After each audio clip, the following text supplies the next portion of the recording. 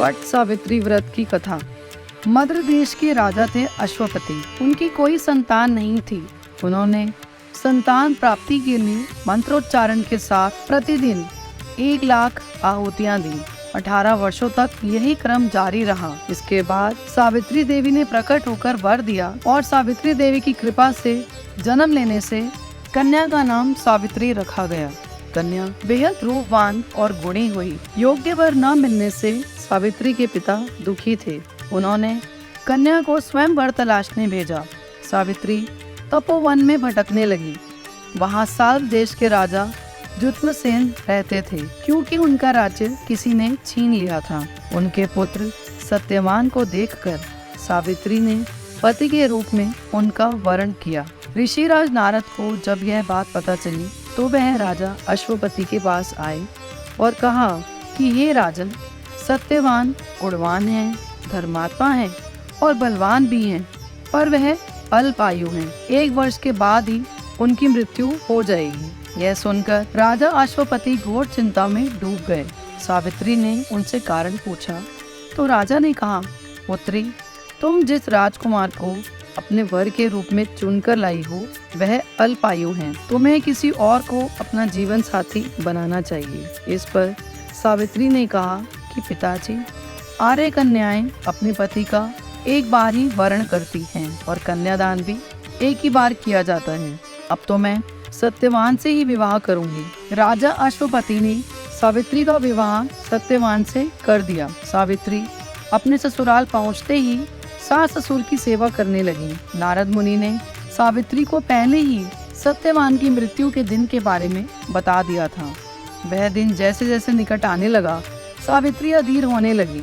उन्होंने 3 दिन पहले से ही उपवास करना शुरू कर दिया। नारद मुनि द्वारा कथित निश्चित तिथि पर पितरों का पूजन भी किया। हर दिन की तरह सत्यवान उस दिन भी लकड़ी काटने जंगल गए। साथ में सावित्री भी गई। जंगल में पहुंचकर सत्यवान लकड़ी काटने के लिए एक पेड़ पर चढ़ गए। तभी उनके सिर में तेज दर्द होने लगा। दर्द से व्याकुल सत्यवान पेड़ से नीचे उतर गए। सावित्री अपना भविष्य समझ गई। सत्यवान के सिर को गोद में रखकर सावित्री सत्यवान का सिर सहलाने लगी। तभी वहाँ यमराज आते दिखे। यमराज अपने साथ सत्यवान को ले जाने लगे। सावित्री भी उनके पीछे पीछे चल पड़ी। यमराज ने सावित्री को समझाने की बहुत कोशिश की कि यह विधि का विधान है, लेकिन सावित्री नहीं मानी। सावित्री की निष्ठा और पति परायणता को देखकर यमराज ने सावित्री से कहा कि ये देवी, तुम धन्य हो, तुम मुझसे कोई भी वरदान मांगो। सावित्री ने कहा कि मेरे सास ससुर वनवासी हैं और अंधे हैं, उन्हें आप दिव्य ज्योति प्रदान करें। यमराज ने कहा, ऐसा ही होगा, जाओ और अब लौट जाओ। लेकिन सावित्री अपने पति सत्यवान के पीछे पीछे चलती रही। यमराज ने कहा, देवी, तुम वापस जाओ। सावित्री ने कहा, भगवान, पति के पीछे चलना मेरा कर्तव्य है। यह सुनकर उन्होंने फिर से उसे एक और वर मांगने को कहा। सावित्री बोली, हमारे ससुर का राज्य छिन गया है, उसे पुनः वापस दिला दें। यमराज ने सावित्री को यह वरदान भी दे दिया और कहा, अब तुम लौट जाओ। लेकिन सावित्री पीछे पीछे चलती रही। यमराज ने सावित्री को तीसरा वरदान मांगने को कहा। इस पर सावित्री ने 100 संतानों और सौभाग्य का वरदान मांगा।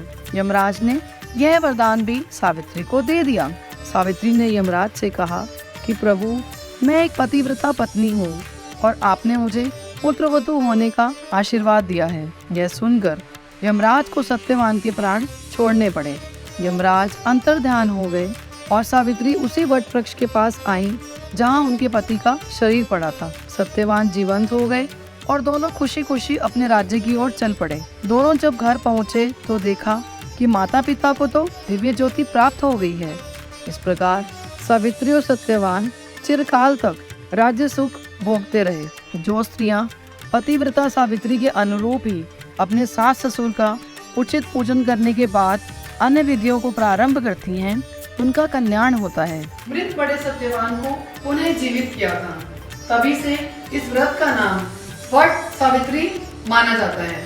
वट सावित्री व्रत करने और इस कथा को सुनने से वैवाहिक जीवन या जीवन साथी की आयु पर किसी भी प्रकार का कोई संकट हो तो वह भी टल जाता है।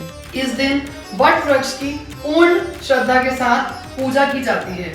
महिलाएं अपने अखंड सौभाग्य और कल्याण के लिए यह व्रत पूरी श्रद्धा के साथ करती हैं। तो अपना आप यह कथा सुनकर वट सावित्री का व्रत का उद्यापन कर सकती हैं।